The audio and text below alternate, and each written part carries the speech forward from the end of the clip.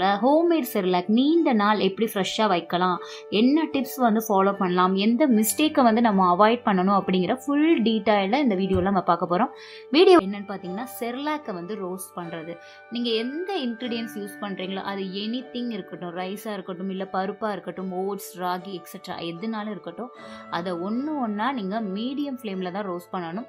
High ஃப்ளேமில் roast பண்ணக்கூடாது. High ஃப்ளேமில் ரோஸ்ட் பண்ணிங்கன்னா வெளியில் வந்து நல்லா வந்து கலர் சேஞ்ச் ஆகிருக்கும், உள்ளே இருக்க மாய்ஸ்டர் கண்டென்ட் அப்படியே இருக்கும். இங்கே பண்ணும்போது உள்ளே இருக்க மாய்ஸ்டர் கண்டென்ட் அப்படியே தான் இருக்கும், வெளியில் மட்டும் கலர் சேஞ்ச் ஆகிருக்கும்.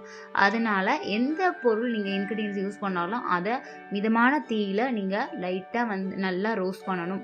அப்போ தான் வந்து அதில் ஃபங்கஸ் ஃபார்ம் ஆகாமல் இருக்கும். இது ரொம்ப வர்ற வரைக்கும் நீங்கள் வந்து ரோஸ்ட் பண்ணுறது ரொம்ப ரொம்ப முக்கியம். நெக்ஸ்ட் பாயிண்ட் 2 என்னன்னு பார்த்தீங்கன்னா, ரோஸ்ட் பண்ணி முடிச்சதுக்கு அப்புறமா உடனே வந்து மிக்சர் ஜாரில் மாற்றி கிரைண்ட் பண்ணக்கூடாது. அதை நல்லா அதோட ஹீட் வந்து ஆறுற வரைக்கும் நீங்கள் நல்ல அகலமான பிளேட்டில் ஆற வச்சதுக்கு அப்புறமா தான் நீங்கள் மிக்சர் கிரைண்டரில் நீங்கள் சேர்க்கணும்.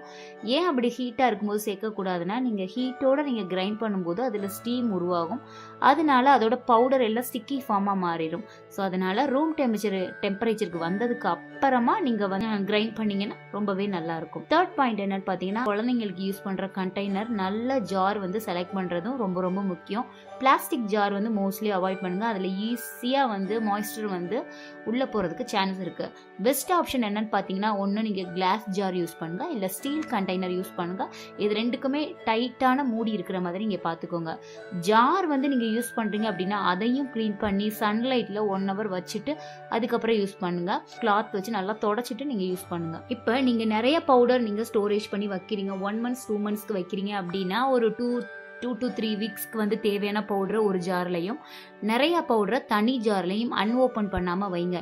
ஏன்னா அடிக்கடி நீங்கள் வந்து நிறையா செர்லாக் வந்து ஒரே டைமில் நீங்கள் ப்ரிப்பேர் பண்ணும்போது அடிக்கடி மூடியை திறக்கும் போது அதில் ஏர் போய் பவுடர் வந்து மாய்ஸ்டர் கண்டென்ட் உள்ளே போய் பவுடரோட ஸ்மெல் போகிறதுக்கு சான்ஸ் இருக்குது.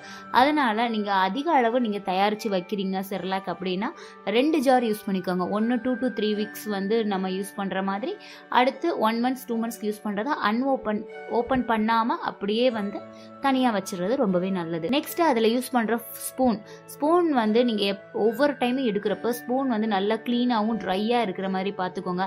ஏன்னா சப்போஸ் நீங்கள் வெட் ஸ்பூன் யூஸ் பண்ணிங்கன்னா அதில் ஃபங்கஸ் வந்து ஸ்பீடாக உருவாகிறதுக்கு சான்ஸ் இருக்குது.